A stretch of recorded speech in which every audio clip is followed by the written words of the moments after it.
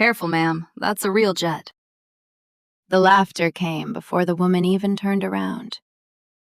Captain Brett Maddox stood at the hangar entrance with 3 young pilots behind him, sunglasses pushed onto his forehead, one hand resting on his hip like he was posing for a photograph.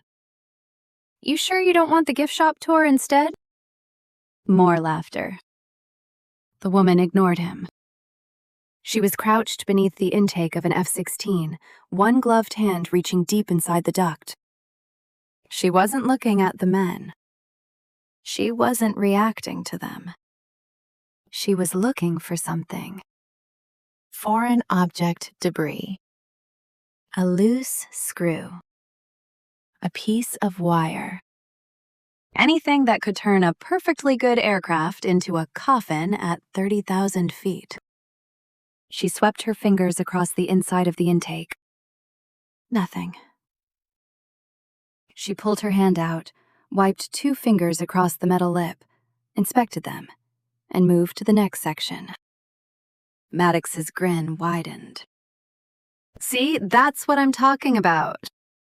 He looked at his audience. Safety people.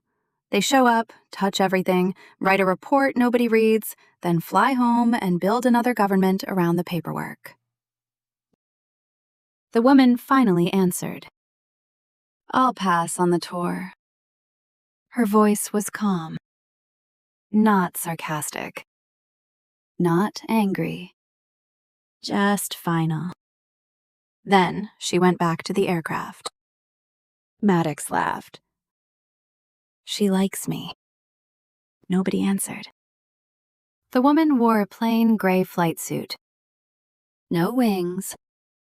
No rank insignia. No squadron patch. Only a contractor's safety lanyard hung around her neck, the identification card turned backward. To everyone on that ramp, she was exactly what Maddox had decided she was. A civilian. A clipboard. A nuisance. Nobody had bothered to read the full tasking that had brought her there. That was intentional. Because if they knew who Michelle Lancaster really was, they would behave differently. And she didn't want them behaving differently. She wanted the truth. The desert heat was already rising off the concrete, even though it was only 7:10 in the morning. Lancaster moved along the aircraft with almost mechanical precision. Landing gear. Wheel nuts. Torque marks. Static ports. Control surfaces. Panel fasteners. She pressed the trailing edge flap with the flat of her hand and watched it settle. Then she stopped.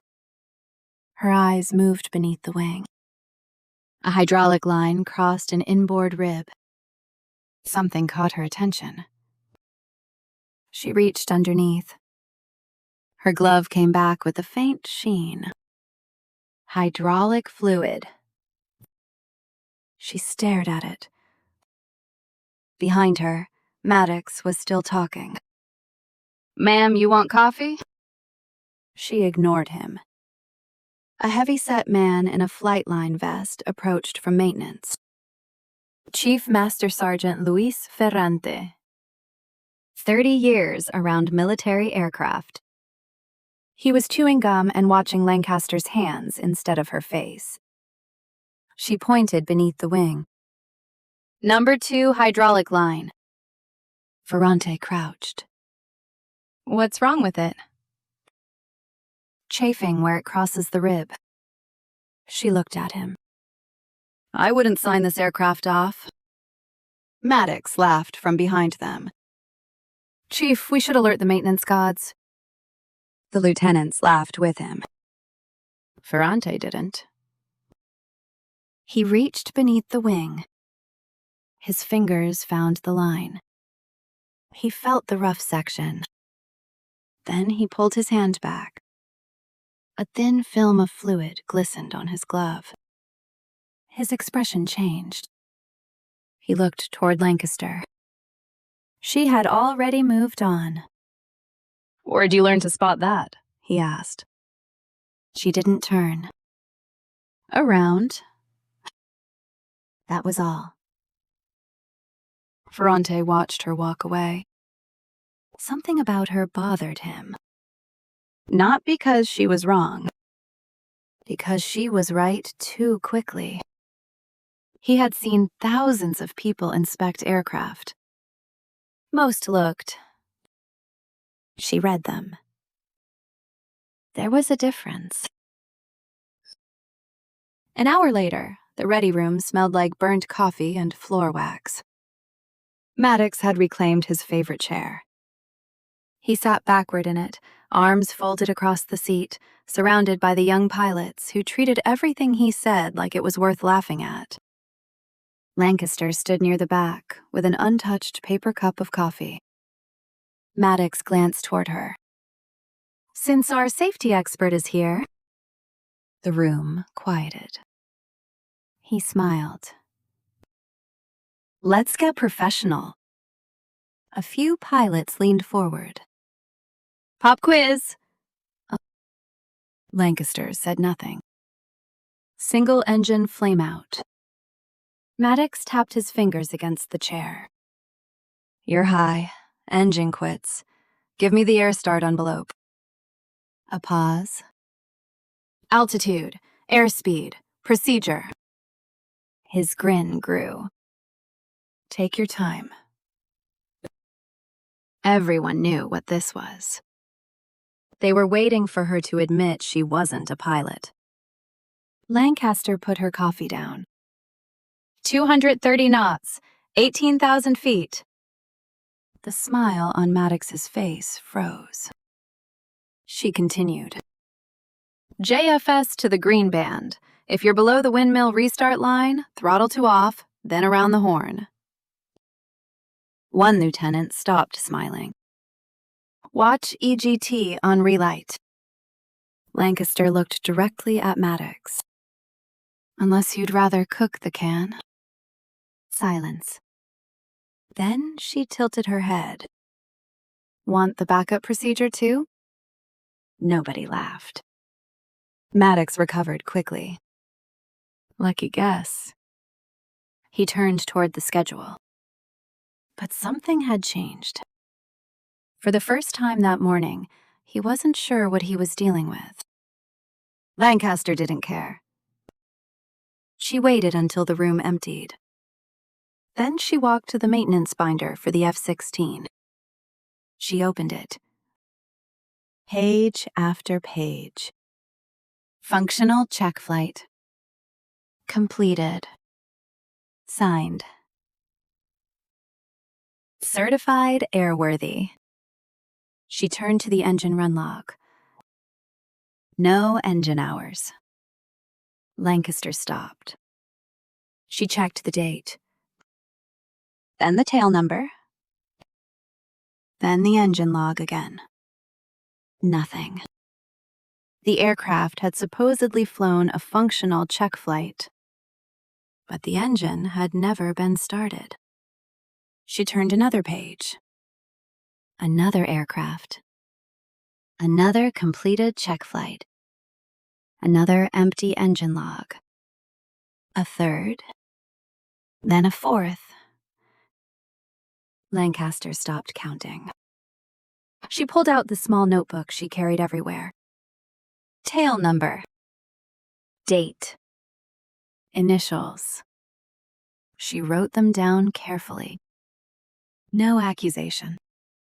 No red ink. No dramatic reaction. Just facts.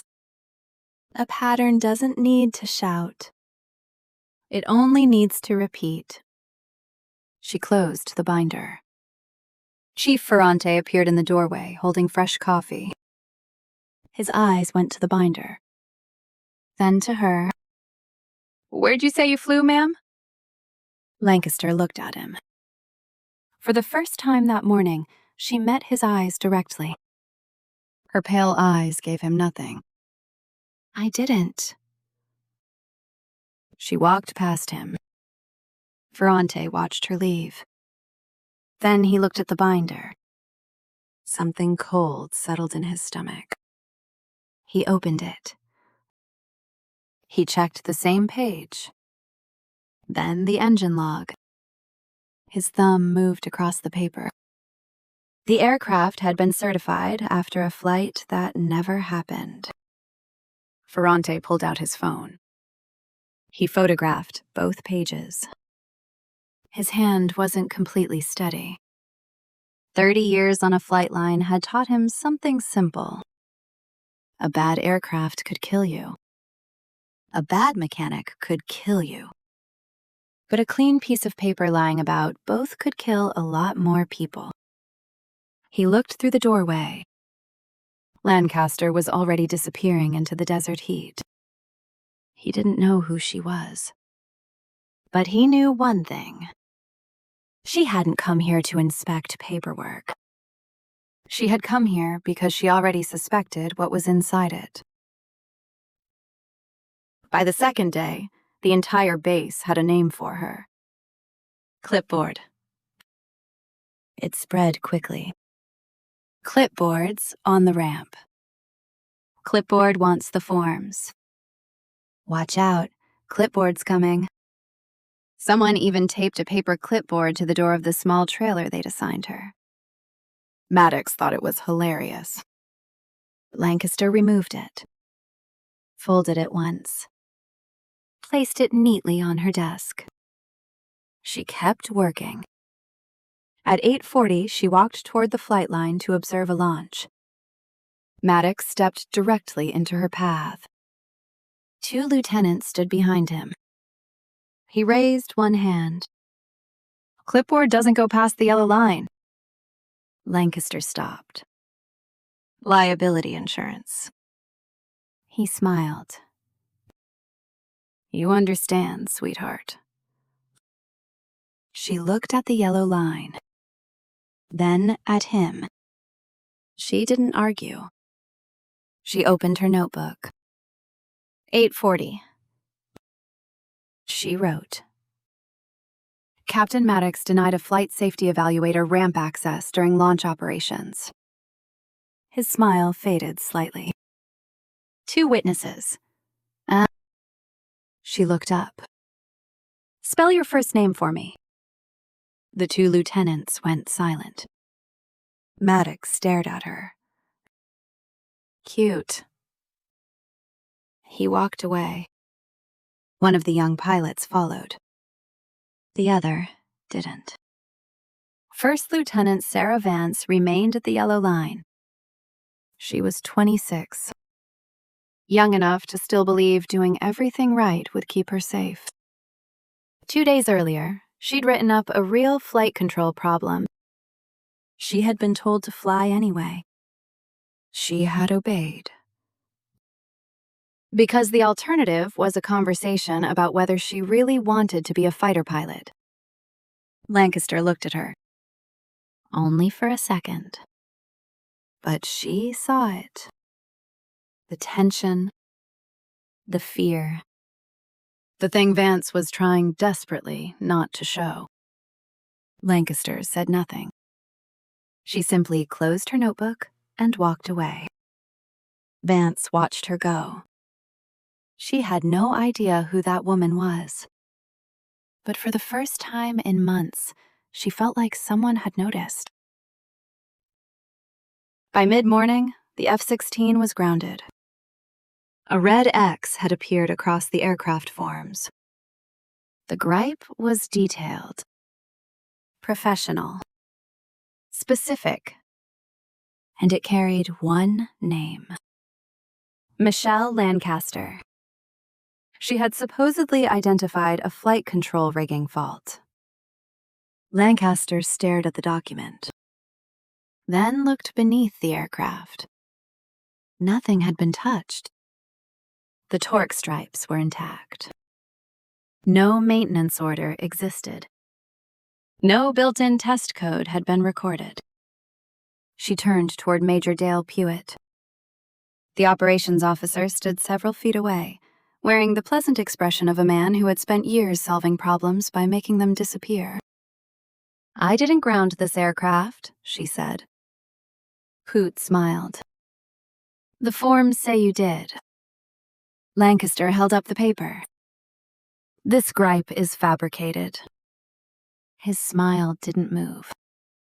Careful.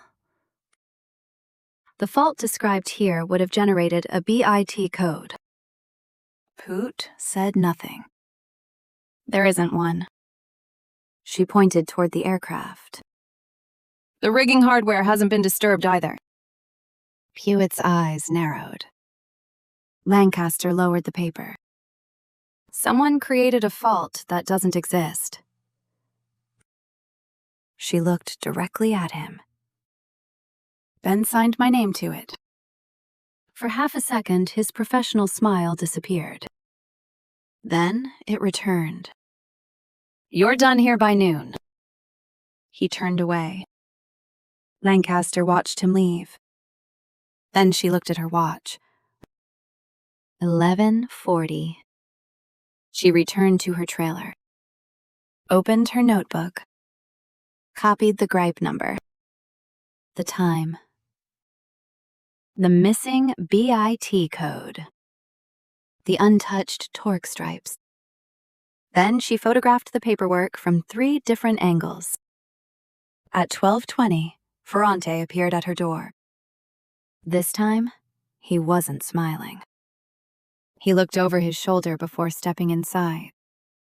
Ma'am? Lancaster looked up. I need you to take something seriously.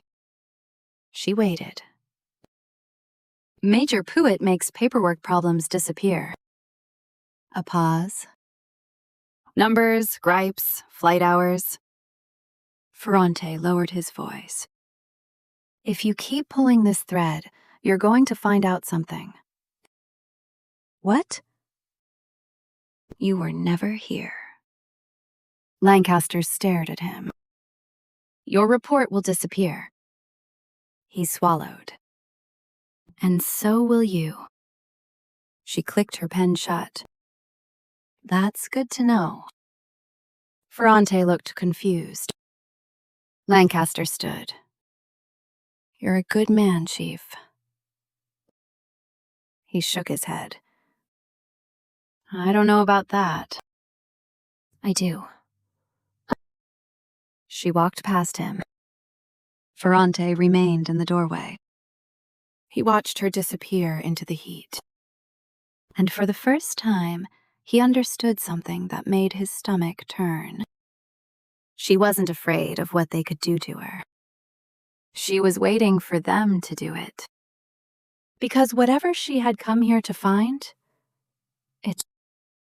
she already had enough to start the collapse. She just needed them to make one more mistake. And Captain Brett Maddox was about to volunteer. By noon, the story had already changed. According to Captain Brett Maddox, Michelle Lancaster had misidentified a routine maintenance issue. According to Major Dale Puit, the aircraft had never been in danger. According to the paperwork, Michelle Lancaster had personally grounded it. Only one of those stories was true. Lancaster sat alone in the temporary office they'd given her and read the report again. The language was polished. Too polished. Flight control rigging anomaly observed during evaluator inspection. She read the next line. Aircraft removed from service pending maintenance verification. Then her name. Evalu analyzer. She leaned back. Someone had taken her inspection authority and turned it into a paper trail. That meant this wasn't just about Maddox. Someone higher up was protecting him. Lancaster opened her notebook. At the top of the page, she'd written 3 words. Paper. Aircraft. People. She underlined the last one. Aircraft could lie through instruments. Paper could lie through signatures. People were harder. People got nervous. People contradicted themselves. People remembered things they weren't supposed to remember. She picked up the phone. First Lieutenant Vance? A pause. Yes, ma'am. Come to my office. Now? Now. Sarah Vance arrived 10 minutes later. She closed the door behind her. Lancaster didn't offer her a seat. You filed a flight control gripe on Viper 6-1? Vance's expression changed. Yes. Tell me what happened. Vance looked at the floor. It was during pre-flight. What did you feel? Pressure through the stick. Which direction? Left. Intermittent? No. Lancaster waited. Vance swallowed. Constant. Did maintenance inspect it? Yes. What did they find? Nothing. Lancaster's eyes narrowed. Nothing? They said the aircraft was good. And you flew it? Vance nodded. Who told you to? Silence. Lieutenant? Vance finally looked up. Captain Maddox. Did you believe the aircraft was safe? Vance hesitated. No. That was enough. Lancaster opened a blank page. Why did you fly? Vance's jaw tightened. I wanted my wings. Lancaster understood. Not because she'd been there. Because she'd seen it before. Fear disguised as obedience. Did you report that you were ordered to fly? No. Why? Vance looked toward the closed door. Because people who complain don't stay in fighter squadrons very long. Lancaster said nothing. Vance's voice became quieter. Captain Maddox told me if I refused the sortie, he'd recommend I be removed from the flight schedule. And Major Puit? Vance looked away. He told me the readiness numbers couldn't take another cancellation.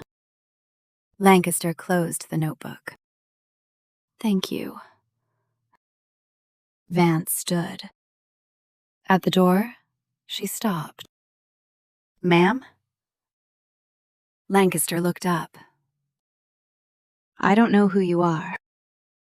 I know. But if you're going after them... She hesitated. Be careful. Lancaster held her gaze. I am. Vance left. Lancaster stared at the closed door. Then she wrote another line. Vance corroborates pressure from Maddox/Puit. The pattern was getting clearer. The pilots weren't lying. The aircraft weren't ready. The paperwork said otherwise. And someone was making sure the paperwork won. At 2:15, Maddox walked into the temporary office without knocking. Lancaster didn't look up. You're becoming a problem. She continued writing. That's unfortunate. You grounded another aircraft. No. She finally looked at him. Your paperwork says I did. His jaw tightened. You know exactly what I'm talking about. I know someone used my name. Maddox closed the door. For the first time, there was no audience. No pilots. No laughter. Just the two of them. His voice dropped. You don't understand how this works. I understand enough. You come in here with a notebook and start questioning people. That's my assignment. No. He leaned forward. Your assignment is to evaluate safety. Lancaster held his eyes. That's what I'm doing. You're creating problems. No. She closed her notebook. I'm documenting them. Maddox stared at her. Then he smiled. It wasn't his usual smile. It was colder. Everybody has a weakness. Lancaster didn't respond. You're going to find yours. He turned toward the door. Before leaving, he looked back. Ask yourself why nobody told you who owns this place. Then he walked out. Lancaster remained still. That was interesting. Not a threat. A warning. Which meant Maddox knew something. Or thought he did. She opened her laptop. The base readiness dashboard appeared. 98% mission capable. 96% availability. 94% on-time maintenance completion. Lancaster stared at the numbers. They were beautiful. Too beautiful. She opened the historical data. Same thing. Month after month. Almost identical. No spikes. No failures. No unusual downtime. For a fighter squadron operating at this tempo, that wasn't impressive. It was impossible. She downloaded the data, then compared it against the aircraft logs she'd photographed. 4 aircraft had supposedly completed functional check flights. None showed corresponding engine hours. She checked 5 more. 6. 7. 8. Every aircraft with an unusually perfect readiness record had something missing. Engine time. Maintenance signatures. Pilot initials. One record had all 3. She zoomed in. The pilot's signature looked correct, but the date was wrong. The aircraft had been deployed overseas that day. Lancaster stared at the screen. Someone wasn't merely inflating numbers. Someone was manufacturing history.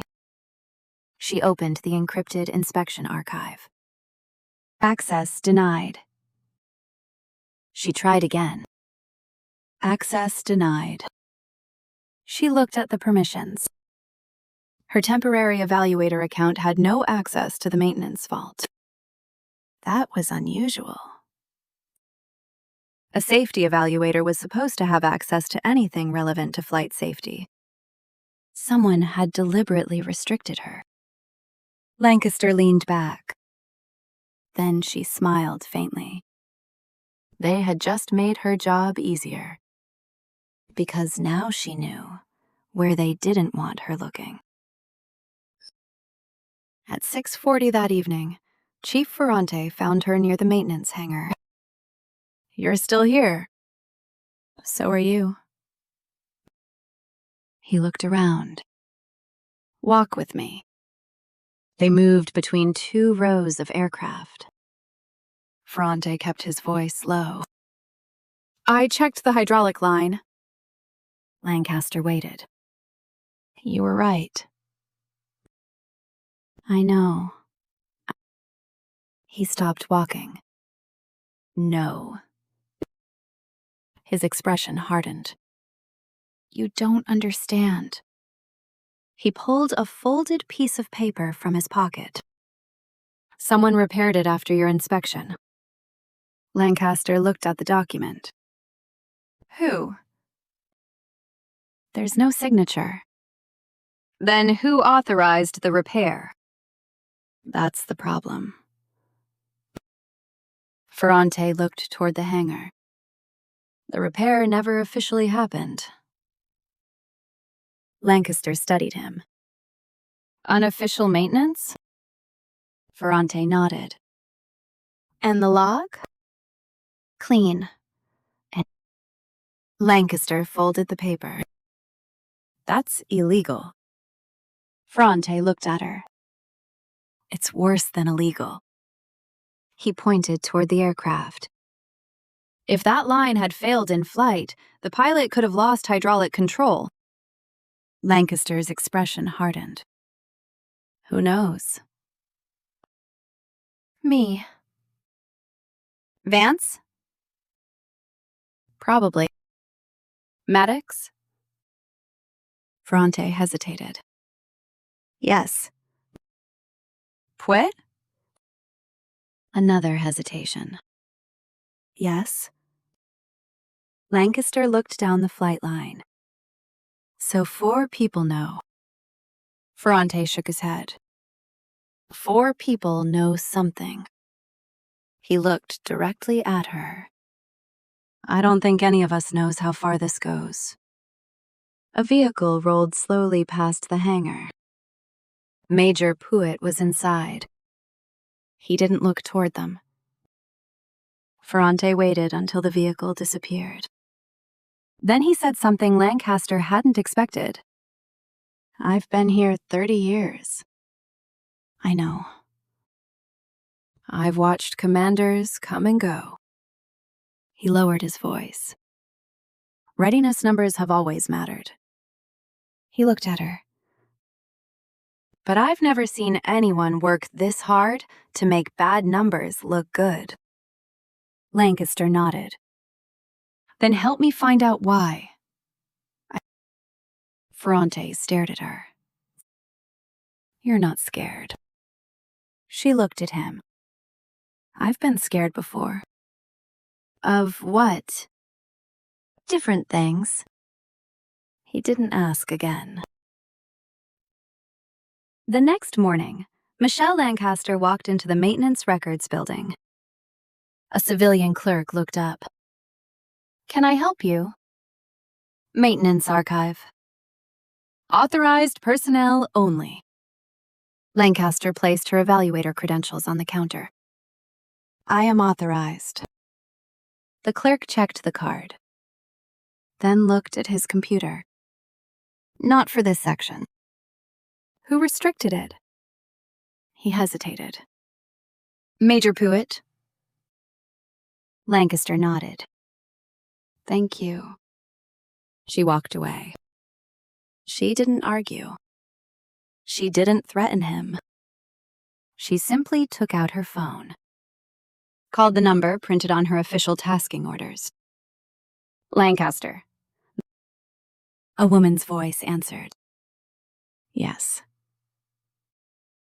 I need clarification on my access permissions. What seems to be the issue? Someone has restricted my access to maintenance records directly relevant to my evaluation. Silence. Who? Major Dale Puit. Another pause. Understood. The voice became more serious. Keep documenting. Lancaster looked through the glass wall toward the maintenance building. That's what I'm doing. Do not confront anyone unless necessary. I won't. She ended the call. Then, she noticed something.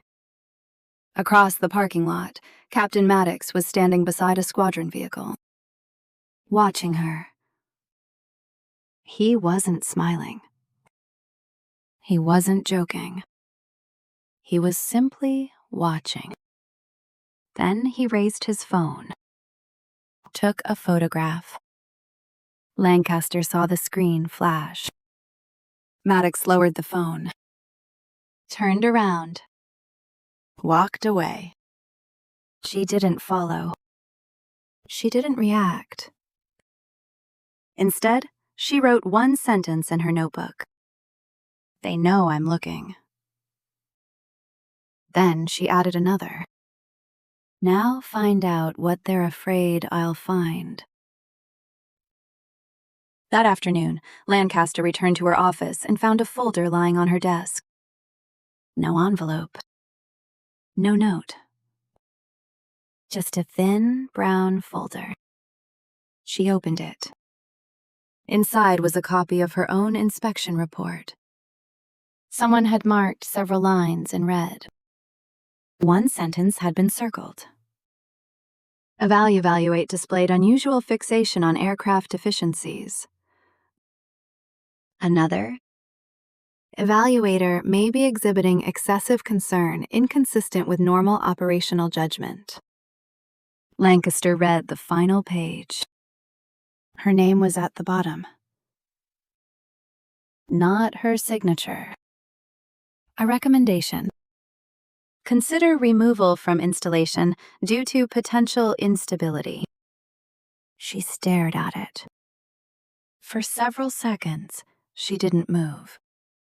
Then she laughed once. Quietly. Not because it was funny. Because it was exactly what she'd been waiting for. They weren't trying to prove she was wrong anymore. They were trying to prove she was unstable. Lancaster placed the folder on the desk, picked up her pen, and wrote beneath the recommendation, "Received." Then she added the date. And underneath it, "Evidence preserved." She closed the folder. Outside the office, footsteps approached. The door opened. Major Puit stood there. He looked at the folder, then at her. "You've been busy." Lancaster leaned back. "So have you." His smile was thin. "You should consider going home." "Why?" "Because this assignment is becoming unhealthy for you." She studied him. "Is that a medical opinion?" His eyes hardened. "No." "Then perhaps keep it out of my file." Puit stepped closer. "You don't know what you're stepping into." Lancaster's voice remained calm. "I know someone is falsifying flight records." Puit said nothing. "I know pilots are being pressured to fly aircraft they've reported problems with." Still nothing. "I know someone used my name to fabricate a maintenance gripe." Puit's jaw tightened. Lancaster leaned forward. "And I know you restricted my access to the records that would prove it." For the first time, the mask slipped. Only slightly. But enough. Puit looked at her like he'd finally realized the woman sitting across from him wasn't a civilian who had wandered into his squadron. "You have no idea who you're dealing with." Lancaster held his stare. "No." She closed the folder. "But I'm getting closer." Puit walked out. The door shut. Lancaster waited. Then her phone vibrated. A message. Unknown number. 3 words. "Stop digging, Colonel." She stared at the screen. Her expression didn't change. But her hand tightened around the phone. They knew. Not just her name. Her rank. Someone on that base knew exactly who Michelle Lancaster was. And if they knew that, then the question wasn't why they were afraid of her. The question was, what did they know about her? Ferrante didn't sleep that night. He waited until the maintenance building emptied, locked the records vault door, and switched on the small desk lamp. Then he started pulling binders. One aircraft, then another, then another. He laid the functional check flight certifications beside the engine run logs. The first mismatch could have been an error. The second could have been sloppy paperwork. The sixth couldn't. By midnight, the pattern was impossible to ignore. Dozens of functional check flights had been signed as complete. Dozens of aircraft had been certified airworthy. And dozens of engine logs showed no corresponding flight time. No engine hours. No flight hours. Nothing. The aircraft had come out of major maintenance, received a signature saying someone had taken them into the air, tested them, and found them safe. Except nobody had flown them. Ferrante leaned back in his chair. For 30 years he'd worked around these machines. He'd watched young pilots climb into cockpits, believing the paperwork underneath them meant something. Now he was looking at records that proved the paper had been lying. He opened another binder. Lieutenant Sarah Vance. 2 weeks earlier. Flight control gripe. Real problem. He remembered seeing it. Then the status had changed overnight. The aircraft had flown. Vance had stopped looking people in the eye afterward. Ferrante closed his eyes. Now he understood. Puit wasn't just inventing flights. He was erasing problems. A pilot reported something dangerous. The gripe disappeared. The readiness number stayed beautiful. The jet went back into service. Ferrante stared at the rows of paperwork. This wasn't about making a briefing slide look good anymore. This was about putting young pilots into the sky on a lie. He photographed every page. Backed the files up twice. Then he sat alone beneath the desk lamp and made himself a promise. Whatever happened to the woman everyone called Clipboard? But these binders would survive her. And they would survive Major Puit. The next morning, Ferrante found Maddox near the coffee machine. He waited until the other pilots moved away. Then he pointed toward the equipment room. Come with me. Maddox followed. The door closed. Ferrante turned. I need you to stop. Maddox laughed.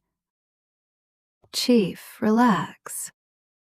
Whatever you and Puit have going on with that woman, stop it today. Maddox shook his head.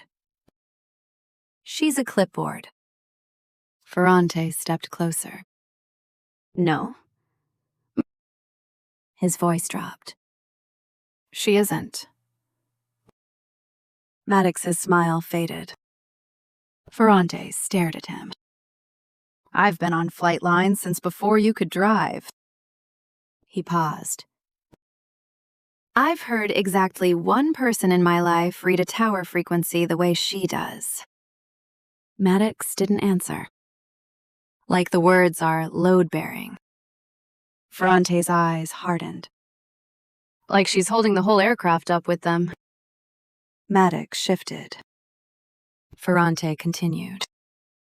I'm telling you, son, if she's who I think she is, walk away. Who do you think she is? Ferrante didn't answer. That bothered Maddox more than a name would have. Walk away, Ferrante repeated. Maddox stared at him. For one brief second, doubt crossed his face. He could have listened. He could have laughed it off and moved on. Instead, he smiled. She's a clipboard. He opened the door. And by lunch, she's a story we tell at the bar. Then he walked out. Ferrante remained alone. He rubbed his face. God help you, he whispered. Out on the ramp, Lancaster was already inspecting the grounded F-16. The red X had mysteriously disappeared. A maintenance officer had checked the aircraft overnight and found no fault. The gripe she'd never written had vanished. Exactly as she'd expected. Lancaster ran her hand along the fuselage. Then she looked toward the tower. A controller called traffic. She quietly repeated the call under her breath. Ferrante heard her from 20 yards away. The cadence, the timing, the precision. His stomach dropped. He had heard that voice before. Years ago. A pilot whose name had become almost mythological inside certain parts of the Air Force. He couldn't prove it. Not yet. But he knew what he was hearing. Lancaster closed the panel, then looked toward him. Their eyes met. She gave him the smallest nod. Ferrante nodded back. No words. They didn't need them.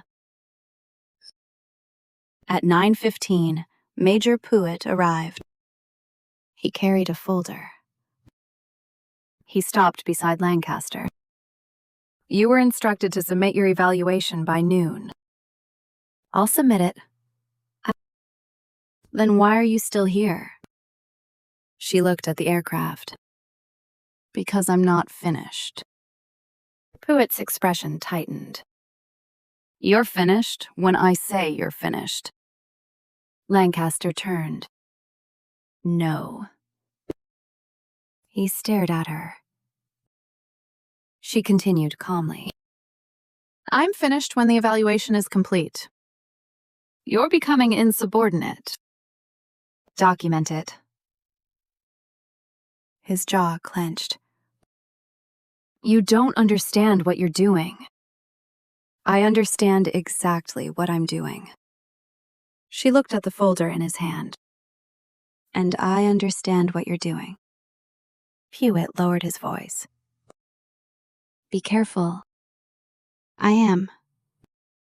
People who make accusations without evidence tend to regret it.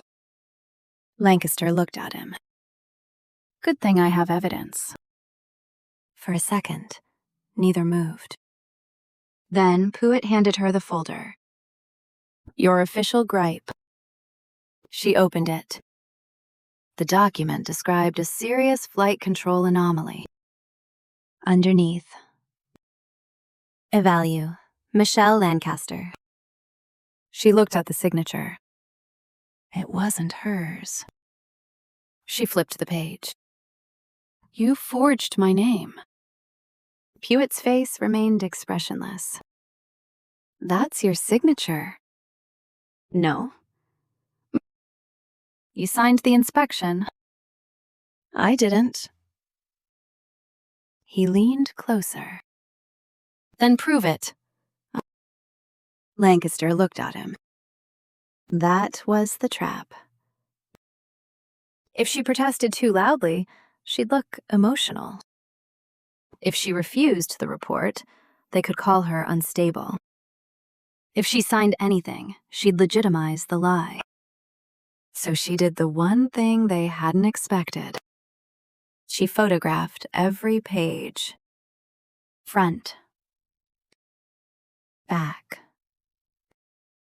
Signature. Timestamp.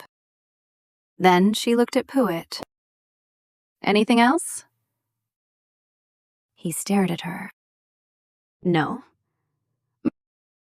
She closed the folder. Good. Puit walked away. Lancaster watched him disappear. Then she photographed the folder again. 3 angles. Just as carefully as everything else. 20 minutes later, Ferrante found her. He glanced over his shoulder before entering. Ma'am? She looked up. I need you to take something seriously. I am. Puit makes paperwork problems disappear. I know. No. Ferrante closed the door. You don't. He lowered his voice. Numbers, gripes, hours. He paused. Whatever doesn't fit the story he's selling upstairs, it stops existing. Lancaster listened. And from what I've seen this week, Ferrante continued, he makes people disappear too. Transferred? Transferred, grounded, forced out. He looked at her. You keep pulling on this, and you're going to find out you were never here. Lancaster clicked her pen shut. That's good to know. Ferrante stared at her. She smiled faintly. You're a good man, Chief. He looked uncomfortable. I'd remember that. He nodded once, then left. Lancaster sat alone.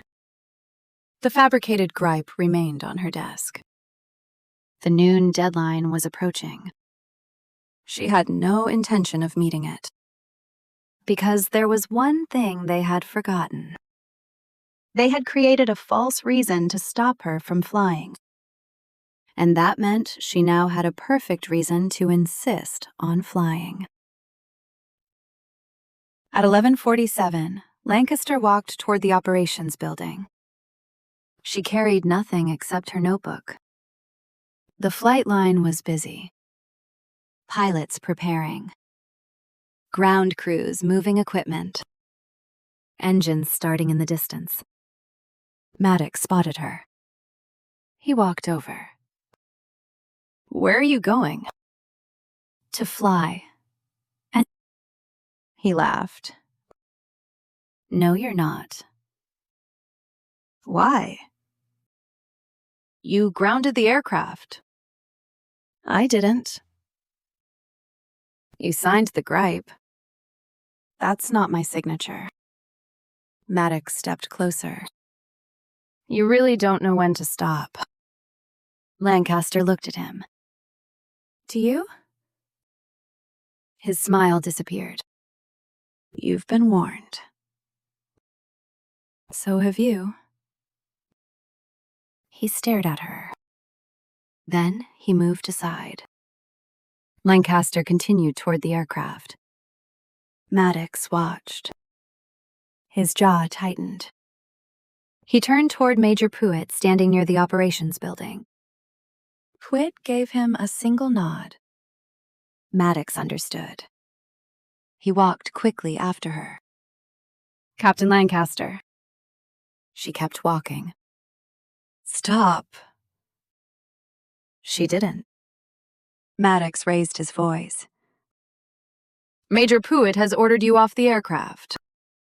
Lancaster reached the ladder. She climbed. Maddox followed. You don't have clearance. She entered the cockpit. He stood at the base of the ladder. Get out. Lancaster began her pre-flight checks. Maddox looked toward the tower. Then back at her. I'm not asking. Lancaster didn't respond. Her hands moved across the switches. Battery. Power. Flight instruments. Everything familiar. Everything precise. Maddox climbed 2 rungs. Captain, remove her now. He reached into the cockpit. One hand closed around her arm. The other moved toward her shoulder strap. Lancaster didn't fight him. That was what confused everyone. She didn't pull away. She didn't shout. She didn't threaten him. Her right hand simply kept moving. One switch, then another. Final checklist. Calm. Exact. Then she turned her head and smiled. It was the first time anyone on that base had ever seen her smile. It wasn't warm. It wasn't friendly. It was the smile of someone watching another person make a decision they would regret for the rest of their career. You really want your name on that order, Captain? Maddox froze. She looked past him toward Puit. Both your names. Her voice stayed quiet. On video. Maddox's grip tightened. Get out of the cockpit. Lancaster looked at his hand. Then back at his face. Go ahead. A beat. Finish it. And then the flight line loudspeaker crackled. Everyone on the ramp looked up. A controller's voice rolled across the concrete. Calm. Routine. Completely unaware that it was about to destroy one man's understanding of who was sitting in that cockpit. Valkyrie 1. Maddox's face changed. The controller continued. Winds calm. Runway 18. A pause. Cleared for takeoff. Silence. Not quiet. Silence.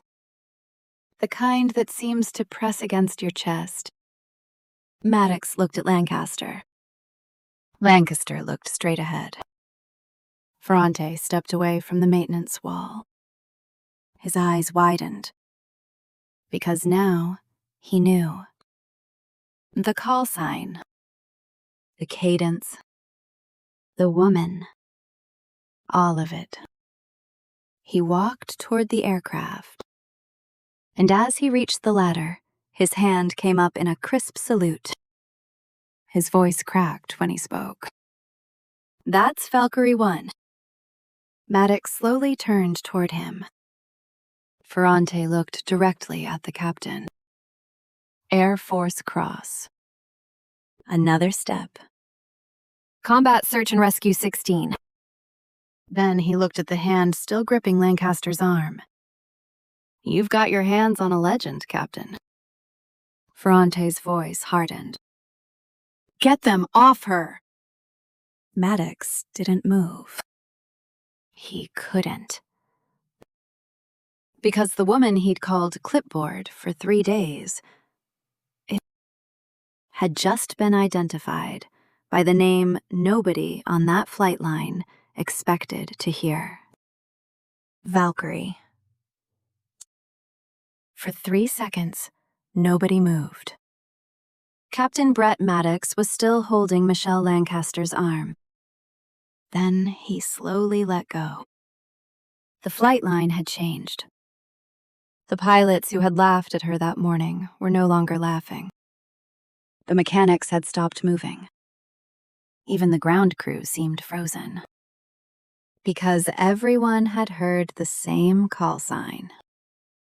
Valkyrie 1. Maddox looked at Chief Ferrante. You're serious? Ferrante didn't blink. Completely. Maddox looked back into the cockpit. Lancaster was still sitting there. Calm. Her hands rested on the controls. No anger. No triumph. Nothing. That somehow made it worse. Major Puit appeared at the edge of the ramp. What is going on? Ferrante turned toward him. Sir? Hewitt looked at Lancaster. Then at Maddox. Why is she in that aircraft? Maddox opened his mouth. Nothing came out. Puit stepped closer. Captain? Maddox finally pointed toward the cockpit. She says she's cleared. Puit's expression hardened. She is not. Lancaster looked through the canopy. You may want to check your tower authorization. Puit looked toward the control tower. The radio crackled again. Valkyrie 1, confirm ready. Lancaster reached for the microphone. Valkyrie 1, ready. The voice from the tower changed immediately. Copy, Valkyrie 1. Maddox stared at her. You can't be serious. Lancaster turned toward him. You've spent 3 days telling everyone I'm not a pilot. She adjusted one switch. You should have asked. Puit climbed the ladder. He stopped beside the cockpit. Colonel Lancaster. The entire ramp went silent. Maddox's face drained of color. Lancaster looked up. Puit swallowed. I'd like you to step out of the aircraft. No. You are operating outside the terms of your evaluation. No. You are not authorized to fly this aircraft. Lancaster held his eyes. Then why did the tower clear me? Puit didn't answer. She waited. He looked toward the tower. Then back at her. Stand down. Lancaster's voice remained calm. Major, you signed off on this aircraft. Puit froze. I did no such thing. Lancaster tapped the display. You certified it airworthy. I didn't personally inspect it. You didn't need to. She looked toward the maintenance records building. Your signature is on the functional check certification. Puit's jaw tightened. That document is legitimate. Lancaster nodded. Then you won't have a problem with me flying it. Puit stared at her. He had just walked into the trap. If he admitted the aircraft wasn't safe, he contradicted the paperwork. If he said it was safe, he had to let her fly. He chose a third option. You're relieved from this evaluation. Lancaster looked at him. On what grounds? Operational interference. Document it. I will. Good. She reached for the microphone. Tower, Valkyrie 1. Go ahead. Request final flight clearance. Puit's face hardened. Do not clear her. The tower controller hesitated. Then came the reply. Valkyrie 1, you are cleared for departure. Puit stared upward. His authority had just been ignored. Not because the tower was defying him. Because someone higher than him had already authorized the mission. Lancaster pushed the canopy latch. The cockpit sealed. The engine began to spool. A low, mechanical whine grew beneath the aircraft. Maddox stepped backward. He suddenly looked very small. Ferrante walked toward him. You should move. Maddox didn't. Chief, you don't want to be standing here when she starts rolling. Maddox looked at Lancaster. Through the canopy, she was already running the final checks. Her movements were effortless. No hesitation. No wasted motion. She wasn't pretending to know how to fly. She was home. The engine came alive. Heat rippled behind the aircraft. Maddox shielded his face. The jet began moving. He watched it taxi toward the runway. Puit stood beside him. Neither spoke. The aircraft turned. Lancaster stopped at the hold line. For a moment, she sat completely still. Then the tower came through.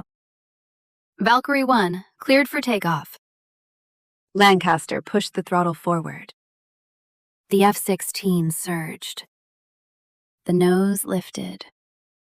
Then the wheels left the runway. The jet climbed into the pale morning sky. Maddox stared after it. He didn't look angry anymore. He looked frightened. Puit noticed. You know what this means? Maddox didn't answer. She knows. Puit looked toward the shrinking aircraft. She knows everything. 20 minutes later, the aircraft returned. Lancaster brought it down smoothly. No drama. No emergency. The jet touched the runway and rolled toward the maintenance area. Ferrante was waiting. He expected a report. Instead, Lancaster climbed out and handed him a small inspection sheet. Number 2 hydraulic line was compromised. Ferrante looked at her. How bad? Bad enough. She handed him another page. Flight control response is normal. Then another. Engine parameters are within limits. Ferrante stared at the papers. Then why did you fly it? Lancaster looked at the aircraft. To prove something. What? That the jet wasn't the problem. Ferrante understood. The records were. She nodded. Before he could say anything else, a black government sedan pulled onto the ramp. 2 investigators stepped out. Then another vehicle. Then another. Major Puit looked toward the convoy. His face changed. Maddox whispered, "What is this?" Puit didn't answer. The first investigator approached. Major Dale Puit? Yes. Inspector General Investigation. Puit straightened. On what grounds? The investigator held up a folder. Falsification of readiness records. Puit's face went blank. That's impossible. The investigator opened the folder. We have aircraft logs, maintenance discrepancies, witness statements, and duplicated records. He looked toward Lancaster. And an evaluator who preserved everything. Puit turned toward her. For the first time, there was no superiority in his face. Only calculation. You planned this. Lancaster shook her head. No. She stepped closer. You did. He frowned. You gave me the evidence. The investigation moved faster than anyone expected. The maintenance records were seized. Computers were locked. Flight logs were copied. Every supposedly completed functional check flight was reviewed. Then the investigators found something worse. A maintenance signature had been duplicated across 27 aircraft. Same handwriting. Same time format. Same sequence. The aircraft hadn't flown. The numbers had been manufactured. And Sarah Vance wasn't the only pilot who had been pressured. More names came forward. Quietly at first. Then, all at once, a pilot who had reported a vibration. Another who had complained about flight control response. Another who had refused to sign off an aircraft and suddenly found himself removed from the schedule. The pattern was everywhere. Puit had built an entire system around making problems disappear, and Maddox had helped enforce it. Then, investigators found the fabricated report carrying Lancaster's name. They placed it beside her actual inspection notes. The signatures didn't match. The timestamps didn't match. The aircraft location didn't match. And most damaging of all, this. A security camera showed Maddox standing beside the maintenance office when the document had been created. He had told investigators he had never seen it. The video said otherwise. Maddox's career was beginning to collapse. But he wasn't finished. Not yet. He requested legal counsel. Then he gave investigators a statement. He claimed Lancaster had manipulated the entire inspection. He claimed she had deliberately provoked him. He claimed she had entered the aircraft without authorization. He claimed Ferrante was protecting her. He claimed Vance was disgruntled. He claimed the records were misunderstood. He had an answer for everything. For a moment, it looked like he might survive. Then Lancaster placed one final folder on the investigator's desk. Inside was the photograph Maddox had taken of her outside the maintenance archive. The timestamp was visible.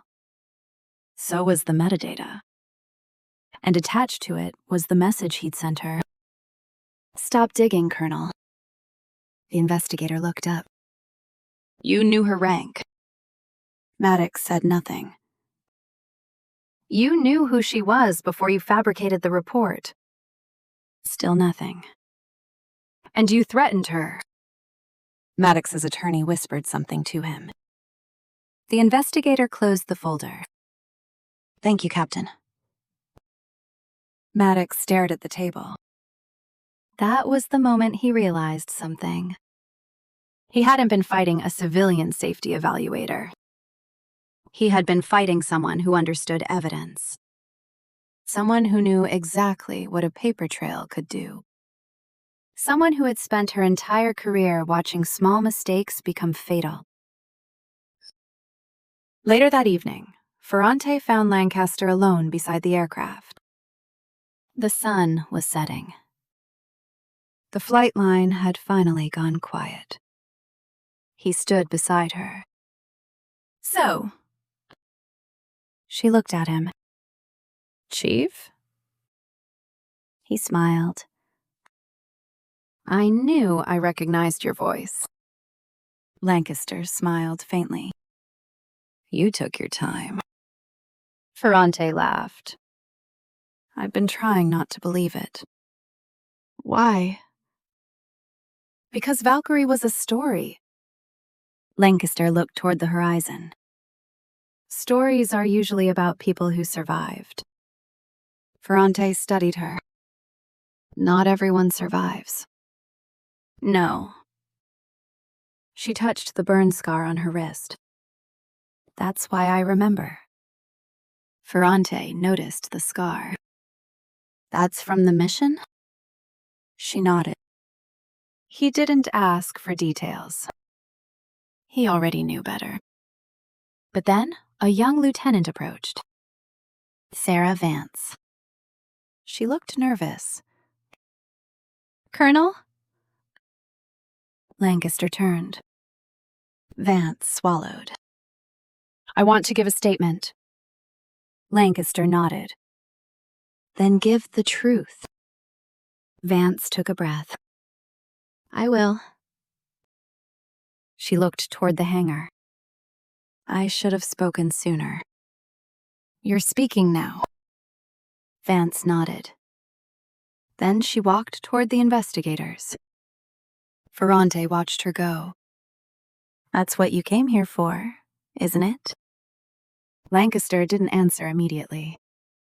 Then she said, "I came here because the numbers didn't make sense." She looked at the aircraft. "But numbers are never the whole story." Ferrante nodded. "No." Lancaster's expression hardened. "People are." The sun disappeared below the horizon. For the first time since she'd arrived, there was no laughter. No clipboard. No jokes. No one telling her she didn't belong. But Lancaster knew the story wasn't finished, because there was still one question nobody had answered. Why had someone at the highest level cared so much about keeping the squadron's readiness numbers perfect? And when the investigators opened the final file, they found a name above Puit's. A name Lancaster recognized immediately. She stared at the document, then quietly said, "Now we know how high this goes." The investigation moved faster than anyone on the flight line expected. By the following morning, the maintenance records building was sealed. Computers were tagged. Binders were removed from shelves and carried out in evidence boxes. The readiness dashboard that had once shown impossible numbers was being rebuilt from the ground up. And suddenly, everyone wanted to talk. Pilots who had spent months keeping their mouths shut started coming forward, one at a time. A vibration they'd been told to ignore. A flight control problem that had vanished from the records. An engine indication that had been explained away. A maintenance discrepancy that somehow disappeared before the next briefing. The stories were different. The pattern wasn't. Michelle Lancaster sat in a conference room while investigators worked through the evidence. She didn't celebrate. She didn't smile. She simply answered questions. What did you observe? What did you photograph? When did you receive this document? Who had access? What did the aircraft log show? Facts. Dates. Tail numbers. Signatures. Nothing more. Across the table, Major Dale Puit had stopped pretending this was a misunderstanding. His lawyer sat beside him. Captain Brett Maddox sat farther down the table, arms folded, jaw tight. He had changed completely. The swagger was gone. The sunglasses were gone. The jokes were gone. But he still wasn't surrendering. When the investigator placed the fabricated gripe on the table, Maddox leaned forward. I never wrote that. Lancaster looked at him. You didn't have to. His eyes narrowed. What does that mean? You created the conditions for it. He shook his head. No, that's speculation. Lancaster didn't answer. The investigator opened another folder. Inside was the photograph Maddox had taken of Lancaster outside the maintenance archive. Time stamp. Location. Metadata. Then the text message. Stop digging, Colonel. Maddox stared at it. His face changed. The investigator looked up. You knew her rank. Maddox said nothing. You knew who she was. Still nothing. And yet you continued to interfere with her inspection. Maddox's lawyer leaned toward him. Don't answer. Lancaster sat quietly. She didn't need him to answer. His silence was already saying enough. Then another file was placed on the table. Sarah Vance's original flight control complaint. The original maintenance response. And the altered version. Someone had removed the discrepancy. Someone had changed the status. Someone had restored the aircraft to mission capable. Vance's signature remained on the original. She had never withdrawn the complaint. The investigator looked at Maddox. Lieutenant Vance says you ordered her to fly. Maddox shook his head. She misunderstood me. Vance was sitting against the far wall. Her face was pale. But she stood. I didn't misunderstand you. Everyone looked at her. Maddox stared. Vance swallowed. You told me if I refused the sortie, you'd recommend I be removed from the flight schedule. That isn't what I said. You said my wings weren't worth protecting if I was too scared to use them. Maddox's jaw tightened. Vance continued. I was scared. She looked at Lancaster. But I wasn't wrong. Silence. That sentence hung over the room. Because that was the real story. People had been afraid.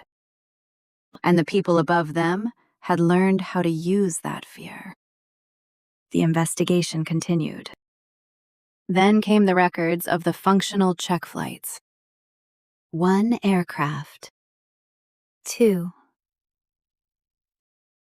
10.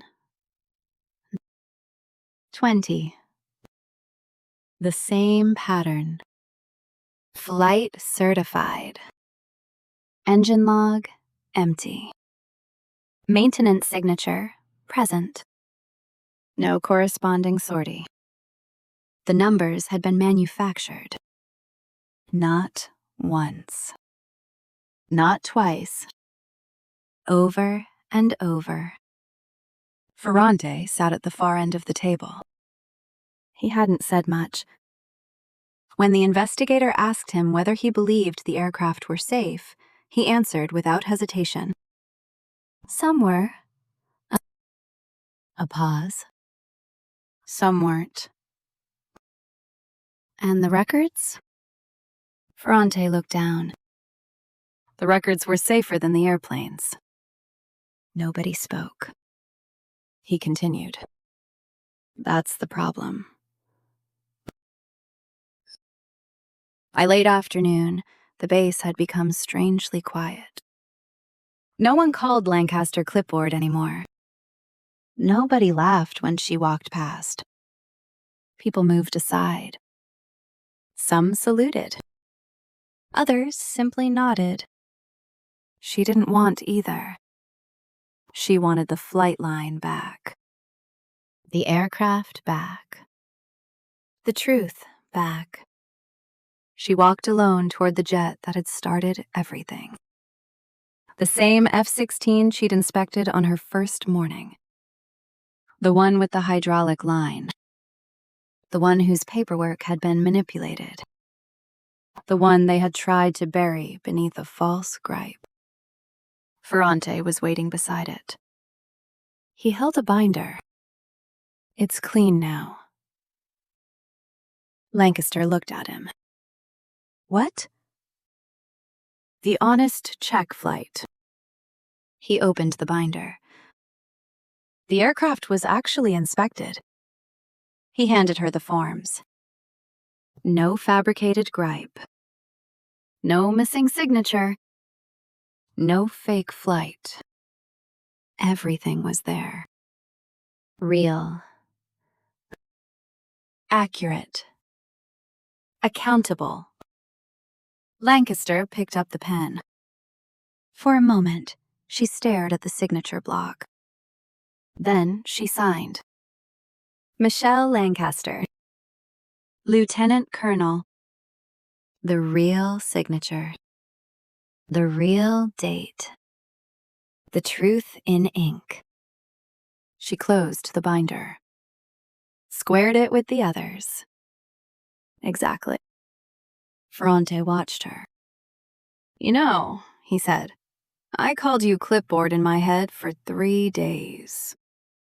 Lancaster smiled. I know. You knew? You figured it out the first morning. Ferrante laughed. You just didn't have a word for it yet. He shook his head. That's not the same as being wrong. Lancaster looked at him. You photographed that first binder when it cost you to do it. Ferrante's expression softened. You warned a stranger when it could have ended your career. She held his eyes. Don't apologize to me. A pause. You're the reason this worked. Ferrante swallowed. Then he nodded. For a moment, neither spoke. The sun was beginning to fall behind the hangars. The desert had turned the color of old copper. The flight line was almost empty. The crowd was gone. The phones were gone. The jokes were gone. Only the jet remained. The aircraft that had told the truth when everyone else was trying to make it lie. Ferrante came to attention. This time, Lancaster didn't keep walking. She stopped and returned the salute. Slow. Exact. Their eyes met. Then she lowered her hand. Ferrante did the same. Ma'am? Chief. She started walking again. Her phone vibrated against her hip. Not the cheap contractor phone. The other one. The one without a name. The one she had kept silent throughout the entire investigation. She stopped several feet away from Ferrante. Looked at the screen. Then answered. Lancaster. For a moment, there was only static. Then a voice came through. Older. A little rougher than she remembered. But unmistakable. A voice that had once called her by another name. A voice that had survived the same night she had. Valkyrie 1. Lancaster closed her eyes for half a second. Talon. Ferrante couldn't hear the conversation. He only watched her expression change. Not fear. Not surprise. Recognition. The voice continued. They need you in the Pacific. Lancaster looked toward the silent flight line.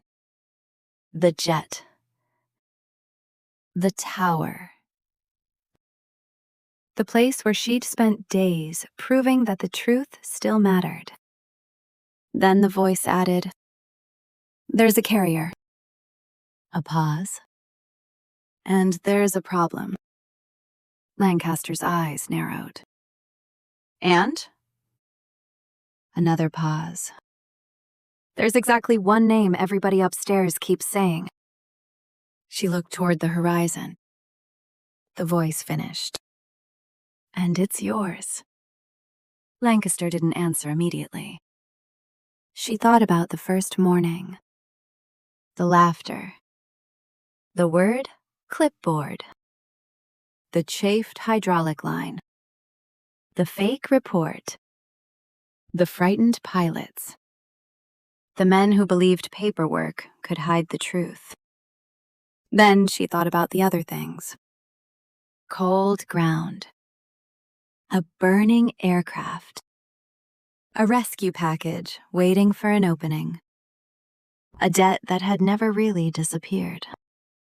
Hallen's voice came through again. I told them I'd ask.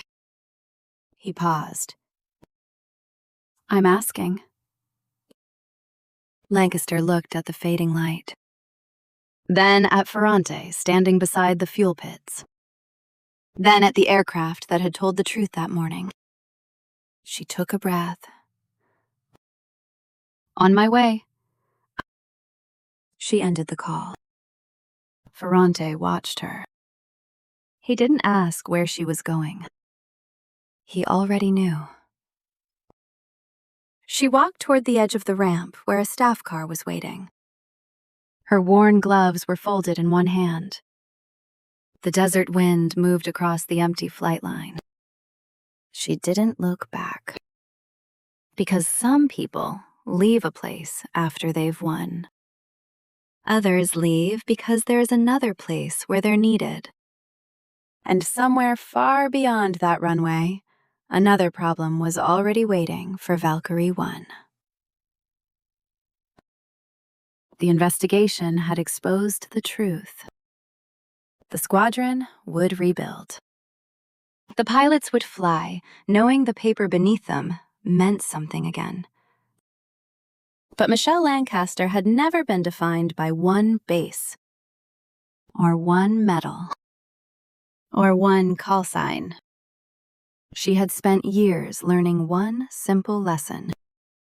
When someone needs you, you show up. And when Talon called, she did. The Pacific assignment wasn't the only thing waiting for Michelle Lancaster. There was one story she had never told the people at the base. Not because she was ashamed of it, because some memories didn't belong in a briefing room. They belonged to the people who had been there. The call from Talon stayed in her mind as she walked toward the waiting car. "They need you in the Pacific."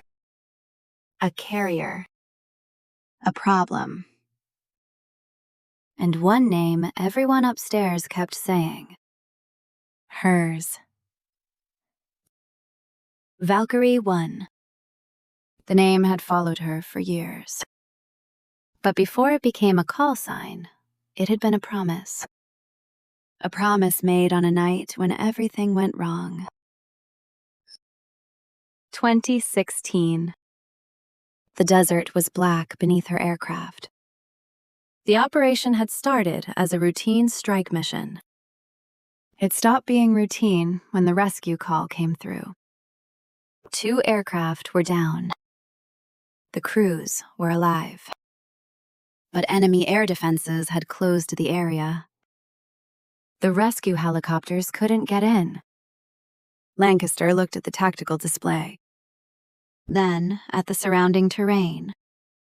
The enemy knew the rescue package was coming.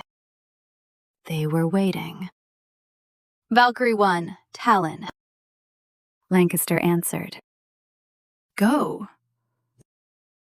"We've got a problem." She could already see it. "Tell me." "Rescue package is holding." A pause. "Too much ground fire." Lancaster looked toward the dark horizon.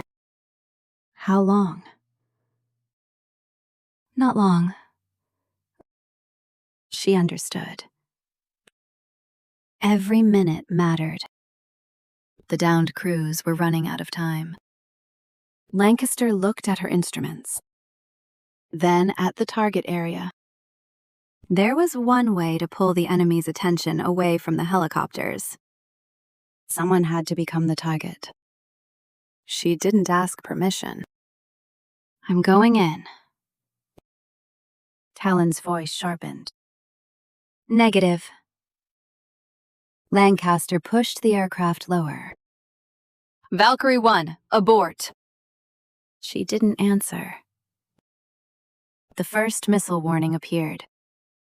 Then another. Her aircraft shook. Warning lights flashed. The canopy filled with reflections. She rolled hard. A missile passed close enough to make the jet tremble. Lancaster breathed once. "Come on." She pulled the aircraft around. The enemy radar locked onto her. Exactly as she'd planned. The rescue helicopters changed course. Lancaster watched the tactical display. They were moving. The package was getting through. She turned back toward the threat. Another warning. Then, impact. The aircraft lurched violently. Lancaster's shoulder slammed into the seat. Something hot struck her wrist. The cockpit filled with smoke. For 1 second, she couldn't see the instruments. Then they returned. Some of them. Not all. Hydraulics were dropping. The aircraft was damaged. But it was still flying. Talon's voice came through. Valkyrie, status? She looked at the gauges. I'm good. She wasn't. But the rescue package was almost there. Valkyrie, break off. Lancaster looked toward the tactical display. The helicopters were entering the extraction zone. The enemy radar was still tracking her. If she left now, they would turn toward the rescue package.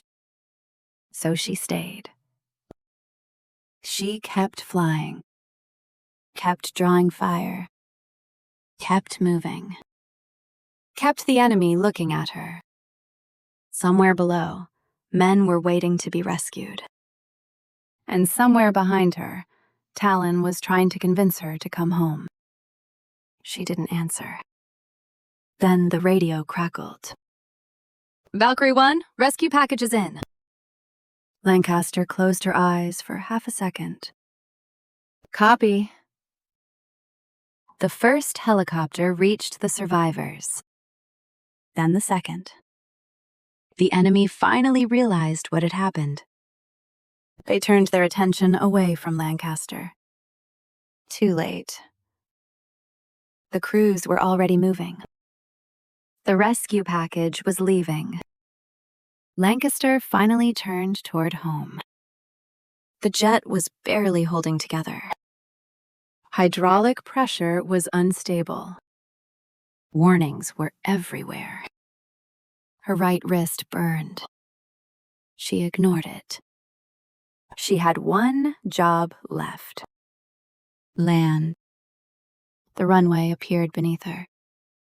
She brought the aircraft down. Hard.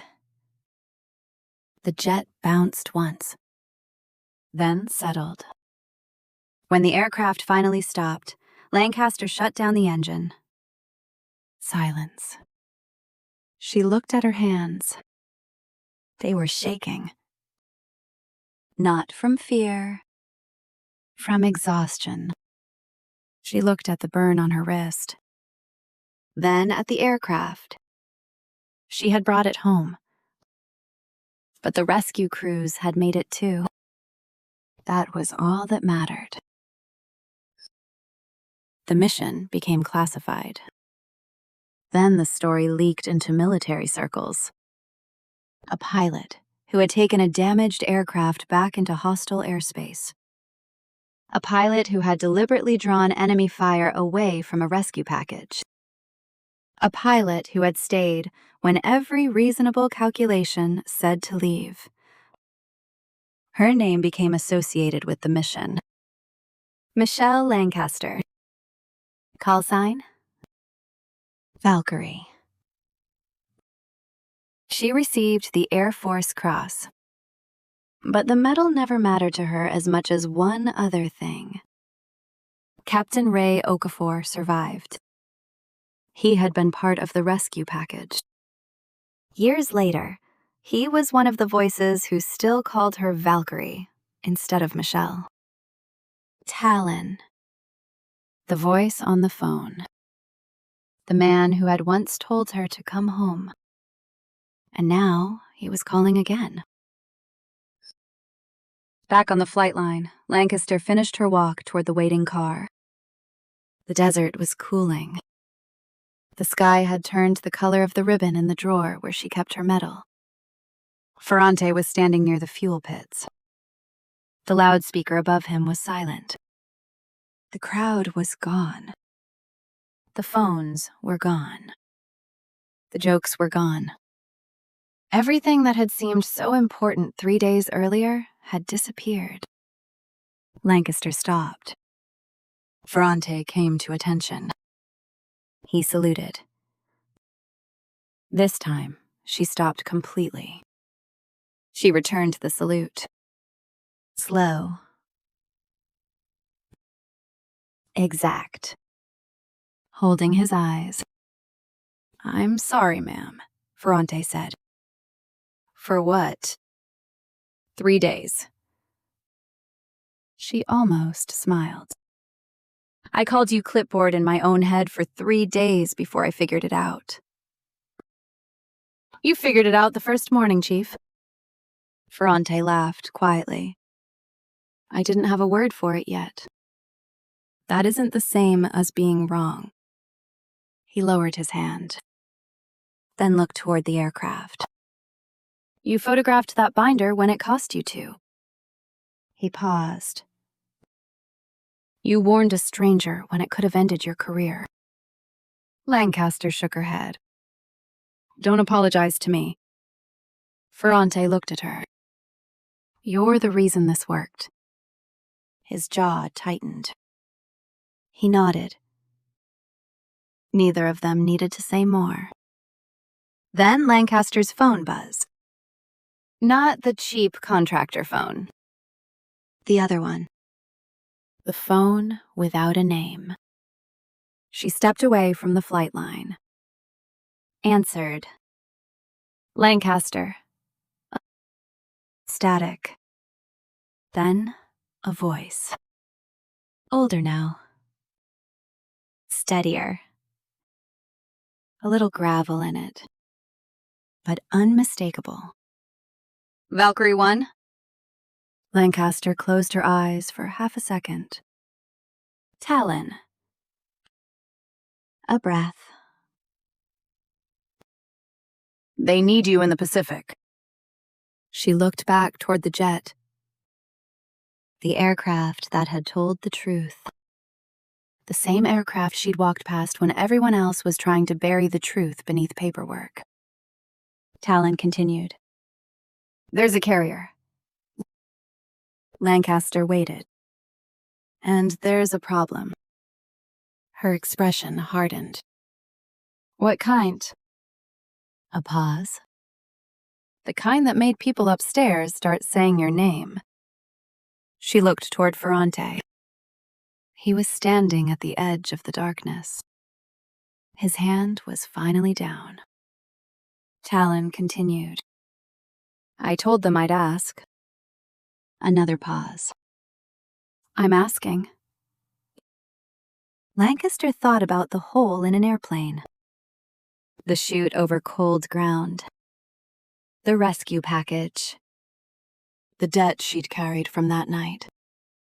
Some debts never disappear. They only change direction. She looked at the waiting car. Then at the flight line. Then at the silent loudspeaker.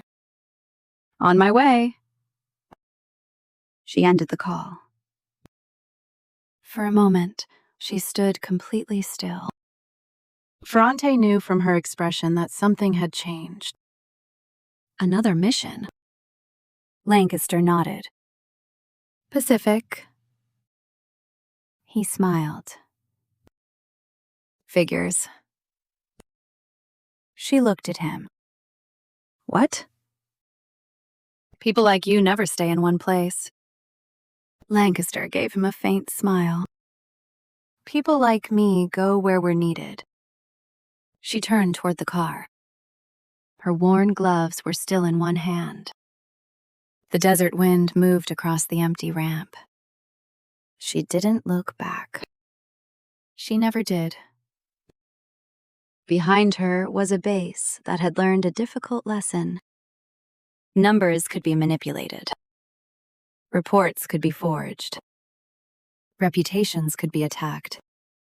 But eventually, the truth found a way into the light. And somewhere beyond the horizon, another mission was already waiting. Not for Clipboard. Not for the civilian evaluator.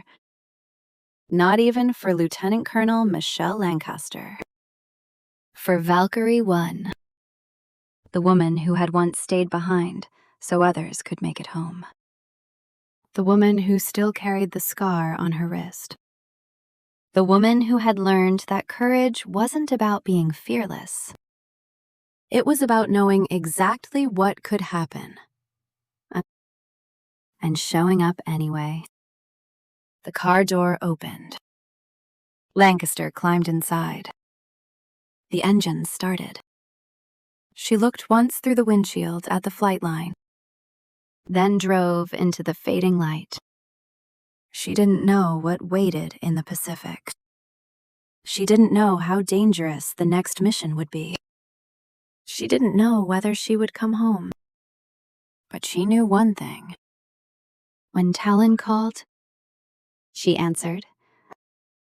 And when someone needed Valkyrie 1, she showed up.